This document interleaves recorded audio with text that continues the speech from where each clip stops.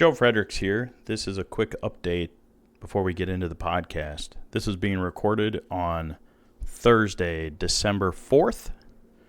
There are charges coming likely as a result of the fire from Lutsen Resort in February 2024. The podcast you're about to hear is our original reporting. We will update in future episodes following any information from the State Fire Marshal or the Cook County Attorney's Office. Let's jump into the episode.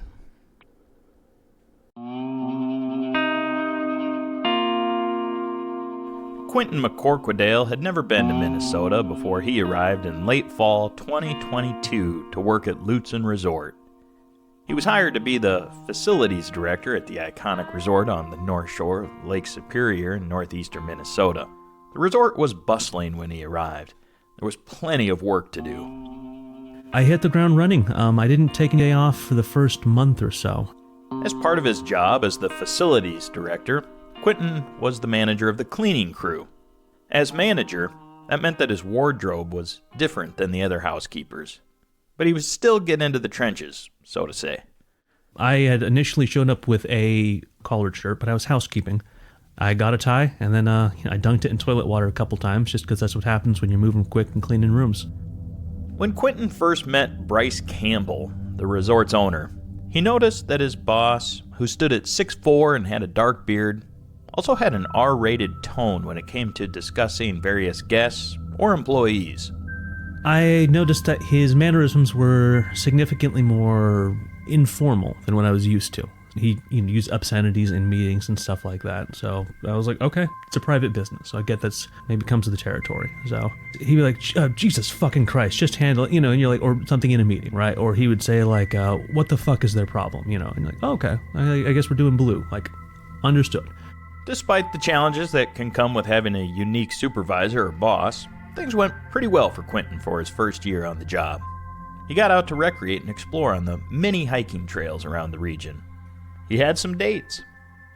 All in all, he was enjoying life on the North Shore. After working at the resort for a year, though, Quentin started to notice that expenses were being dialed back. The very first indicator, Bryce started to drill down on room amenities, specifically how much we were putting in the room, how much we were ordering. That's never been something he'd ever paid attention to.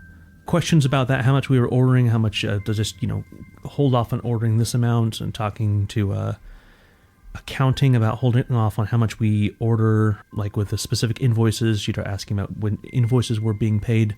And then as they became more frequent, way later we had like a complete moratorium on any ordering, and I've never seen that before in any business. And that was the first like actual living red flag, so to speak. To help keep things afloat, Quentin had an idea for how the resort might make some quick cash to help out with payroll and other expenses. I just said, hey, I've got an account on Facebook. Let's go through Marketplace and just start selling a bunch of stuff. Like, if we're not going to have a recreation department, we have a bunch of sea kayaks, and those will go for a good amount of money. So we ended up selling them to like a private company in Superior, I think. So my concern was kind of trying to stop the boat from sinking. This is before I knew about how bad it was. But at that point, I was fully committed to trying to keep the resort, because, at least having some income coming in until we had snowfall. Things continued to feel tight around the resort, and heading into the winter at the end of 2023, Quentin noticed that fewer guests than ever were starting to visit the property. Things were quiet. In between the scattered guests who were coming, other people started showing up.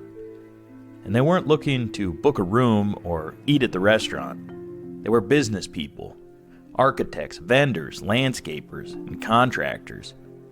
And they wanted money. They said Bryce owed it to them. We had contractors who would come by, and they'd want to talk to Bryce specifically about not being paid. They're very vocal about that.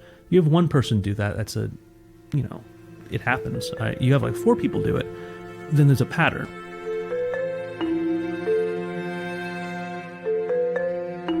In the lead up to the fire, Lutsen Resort was short on money for just about everything. I was fully aware in December and early January that we're running out of money. That's Edward Venegas, the former general manager of Lutsen Resort. Edward knew that Lutsen Resort was facing a bleak financial picture in the lead-up to the fire. A recent redesign of the lodge's interior and money owed for the project, followed up most immediately by a lackluster winter in the months leading up to the fire, were presenting huge financial challenges for the resort. It was becoming problematic, Edward says. What I call our burdens of utilities in terms of keeping utilities on, propane and electric and broadband, payroll, Cisco in terms of food. We couldn't order liquor at that time because our liquor license was not suspended, but it was impacted by not being able to purchase liquor based on our sales tax not being current with the state of Minnesota. So there was some impact there.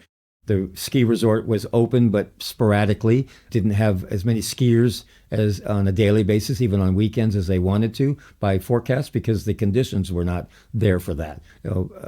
Us as a lodge to the resort, to the ski resort nearby, wasn't fulfilling. So we're in dire straits financially. It's easy to talk about money in cold, objective numbers, but money is emotional. Almost any story of financial difficulty is also a story of personal tragedy. For Bryce Campbell, there were 2 deaths of people he knew who were directly involved with supporting, understanding, or even managing the financial situation of Lutsen Resort. The first was his mother, Sheila Campbell. Sheila died in August 2021 at the age of 64. She had been Bryce's business partner for most of his life. Sheila and Bryce founded the Canadian-based Campbell Hospitality Group over 20 years ago. Bryce's company, North Shore Resort Company, sits under the umbrella of Campbell Hospitality Group. For those 20 years, the Campbell's Hospitality Group acquired hotels, motels, and restaurants in numerous locations, including their first purchase, which was a small drive-in restaurant in Manitoba that Bryce and his mother bought together in 2001, when Bryce was just 17 years old. Along the way, Campbell Hospitality Group bought Main Street Inn and Suites and the Reston Inn. Those are both in Manitoba. They eventually purchased the Copper River Inn in Fort Frances, Ontario in 2014. After renovating the hotel and expanding its restaurant, Bryce was named the Entrepreneur of the Year in 2015 by the Rainy River District Chamber of Commerce. Bryce has since sold that hotel, the Copper River Inn. In fact, in the spring of 2025, it sold, leaving him with no functioning resort or hotel properties in North America, though he still technically owns Lutsen Resort in some capacity. About 18 months after Bryce's mother died, and less than a year before the fire at Lutsen Resort, the lodge's accountant, Kay Spielman, died in a tragic car accident on Highway 61 near the town of Two Harbors. Minnesota law enforcement officials say that in May 2023, Kay was traveling south on Highway 61 when a rock went through her windshield and hit her. I spoke with one of Kay's best friends not long after the accident, a Grand Marais woman named Jennifer Nosker, about what type of person Kay was. Jennifer says that Kay was all about kindness. She had a tattoo on her arm that said, "Be kind." In addition to being the accountant for Lutsen Resort, Kay also served as the town clerk for the nearby town of Tofte, which is located about 10 miles down Highway 61 from Lutsen. When she died in the car accident, her township board members expressed profound grief over her passing, but also in the huge gap that would be left by Kay's absence in running the finances for the township. One Tofte Township board member told Kay's sister that Kay pretty much ran the township. Similarly, Edward and Bryce both acknowledged that Kay's absence made things complicated, given her expertise in the resort's finances. My observation of when we were told that Kay's life support was being removed over that weekend on May 6 and 7 by the family, Bryce was devastated with that. He came to us when he arrived back in the U.S. after his mother passed away, and he was devastated. And you could see him, that trauma with him in terms of his mother. And so losing Kay to a tragic accident like that seemed to have the same kind of effect. What are you noticing when you say that you can see it? No one is friends with Bryce that I know of. I'm not aware that he has a lot of personal, close, long-term friends, maybe. I was not a friend. Case was not. We were colleagues. We were professionals. We were department managers. But losing Kay and her, what I call institutional knowledge, because she'd been with the company for 10 years, was a big deal. She knew where things were. She knew how things worked. She knew the vendors, she knew the pattern in terms of payments. She knew all of the owners in terms of the units, the association owners. In an attempt to deal with the debt and ongoing expenses, Bryce was seeking financial support from a primary lender who helped him buy the business back in 2018. That's the National Bank of Commerce. Headquartered in the Lake Superior town of Superior, Wisconsin, the bank also has offices in the Duluth area, which is where Bryce did most of his banking for the business. Bryce was initially seeking a $500,000 loan in the months before the fire, though Edward says he was repeatedly trying to explain that the resort would need more to stay afloat through the winter and the spring. I put together a number of what we needed on a bi-monthly basis to get us to June 1st. And $500,000 was not going to cover it. Bankers from the National Bank of Commerce were scheduled to arrive to the resort to do an inspection and an appraisal of sorts that would potentially have involvement with the loan that Bryce was seeking, Edward says.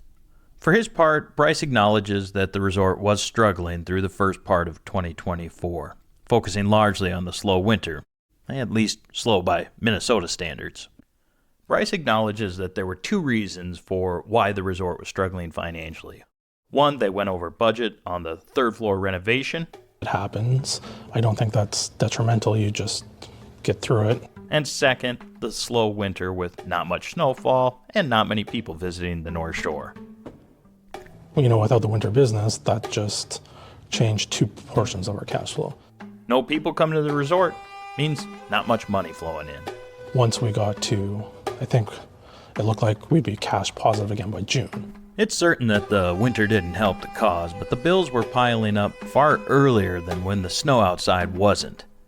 On January 29th, 2024, about a week before the fire, Double Jack Design Workshop, a St. Paul-based architecture firm, filed a mechanics lien against Bryce and North Shore Resort Company for the services for the redesign plans for Lutsen Resort. 1 week after the fire, on February 13th, a mechanics lien of about $271,000 was filed by Highmark Builders for work on the third floor remodel. I also became aware that the liens that Highmark Construction had put in against the loan or any money coming from the bank, a construction lien gets put onto the deed of the property. Any money coming from the bank would be attached by that lien. And so my guess was $350,000 of that $500, if we were going to get it from the bank, was going to be taken away to the lien. Immediately. Yes. Immediately. Yeah. We would never see it. It'd be split away before we even got it. So we were netting $150. I don't believe the lien was published at that point for the Double Jack Architects. I knew what the number was that we owed, but I don't believe they had a lien. But if they did get a lawyer and get a lien on paper so fast, it would take it was all going to be gone. Yeah. So the $500,000 that Bryce was talking about getting access to could have been allocated to those two liens to be gone. As word of the bleak financial picture started to seep into the employees, Quentin, who was on the management team, said he and others were becoming concerned about getting paid. Quentin did some sleuthing in the resort's accounting and in various emails sent by other managers, and learned that the resort's money was literally running out. So I was actually looking over the emails, and Bryce comes in from that door that leads to his office. He sees me kind of, stooped over the computer. I was standing up. I straighten up, and I ask, so I understand your plan for payroll is you're going on Wednesday to get a loan from the bank, and that's how we're going to make payroll. And I said that somewhat incredulously because who would loan a business that owed like $500,000, anything? There's no ROI. We have no, And he kind of looked at me. He looked dumbfounded for a little bit because he had no idea I knew any of this information. And so he just responded, yeah, you'll see it on your paycheck. Bryce can admit that he needed some financial help to get through the winter. He denies, however, that the financial distress had anything to do with the fire. Bryce has been very defensive about the connections that have been made between the fire and the financial issues at the resort. To say those two are related is like, well, here we are almost a year later, obviously not done with insurance. So wouldn't it be faster just to get to June than deal with insurance? Like, to me, that's one of those things that just seems like it doesn't make any sense when you actually really break it down and look at it. So that's kind of one of those frustrations again, and I don't want to sound rude when I say, but you have to use common sense sometimes, but maybe people don't look at it the way I look at it. Like, common sense is like, we just got to get to June.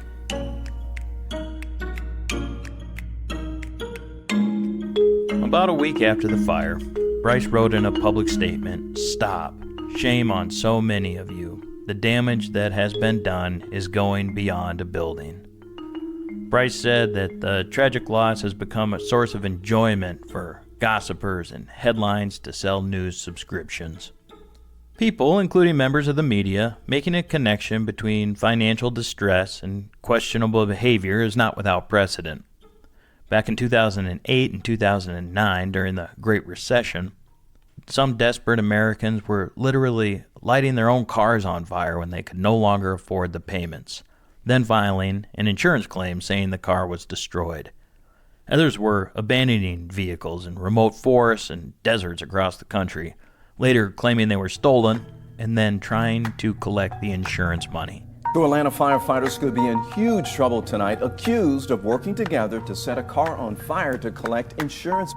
Setting his SUV on fire for the insurance payout.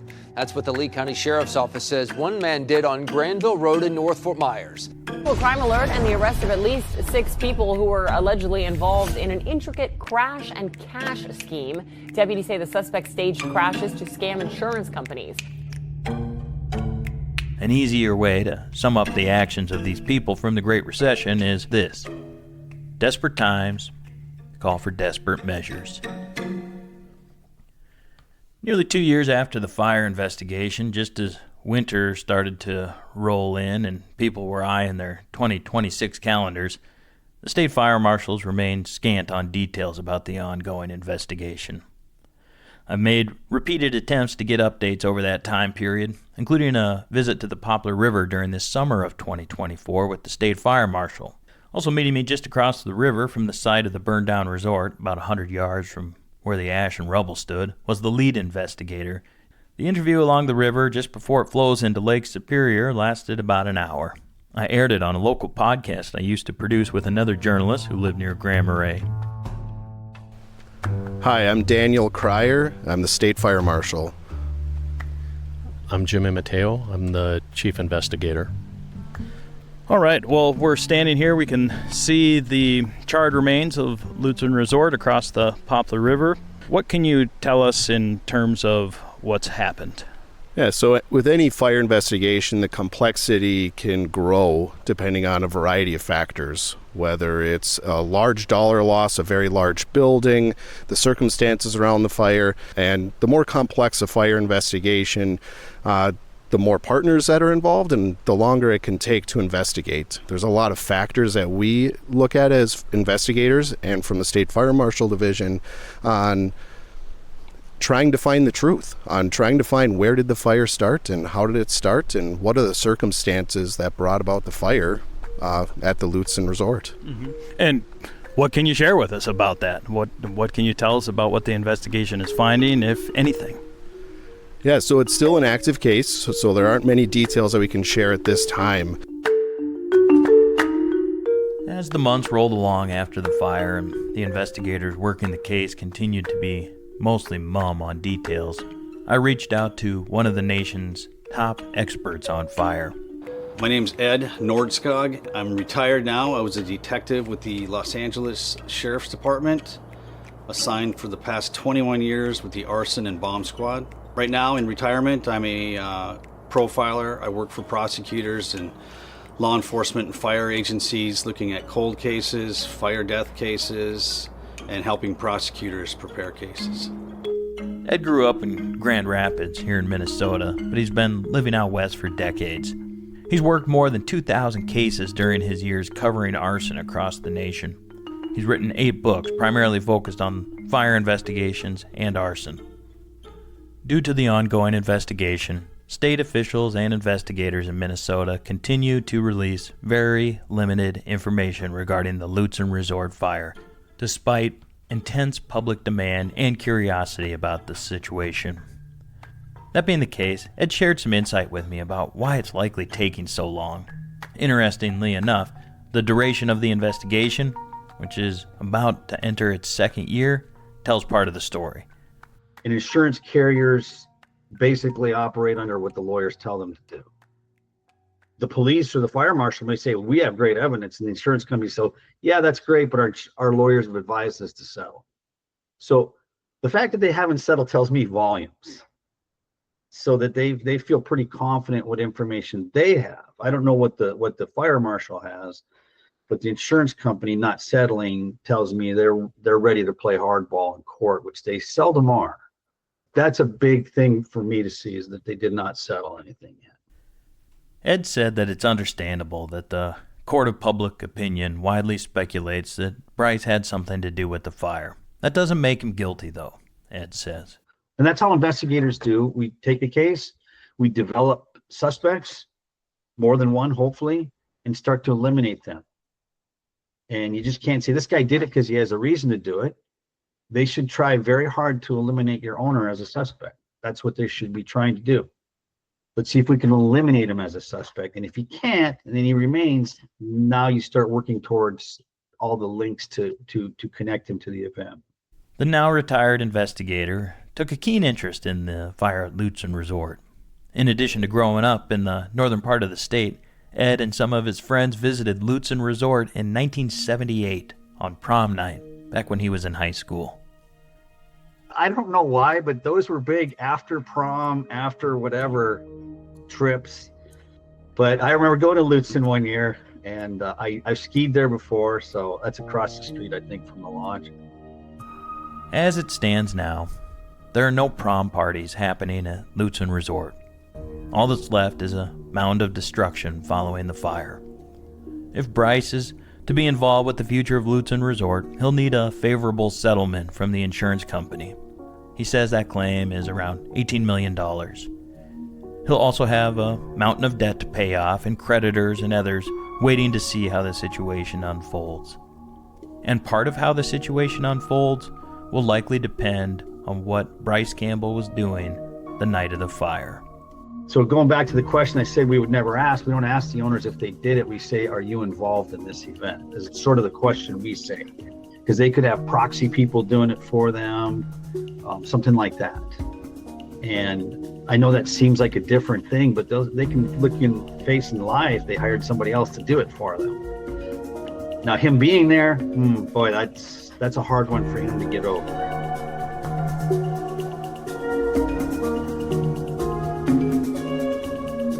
On the next episode of The Fire, we learn more about who was in Lutsen Lodge the night it burned to the ground.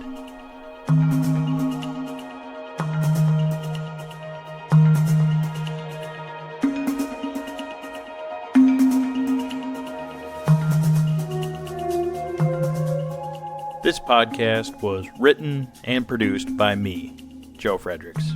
Story editing by Julie Sensulo. Support for the podcast comes from Kickstarter contributions, courtesy of people like David McDonald, Don McKeever, Chris D. J. White, Connie with a K, Annie Passis, Mike Larson, Amy Terrell, Buck Benson, Jim McDonald, and dozens of others. This podcast is also supported by Clover Valley Electric, a family-owned electrical contractor serving Minnesota's North Shore from Duluth to Grand Marais and everywhere in between. Their team handles everything from service and troubleshooting calls to full new builds, underground power and fiber installations, as well as commercial work, including lighting replacements. So whether it's a lakeside cabin or a small business or a large resort property, they bring craftsmanship, safety, and integrity to every job. Clover Valley Electric, built for the North, powered by experience.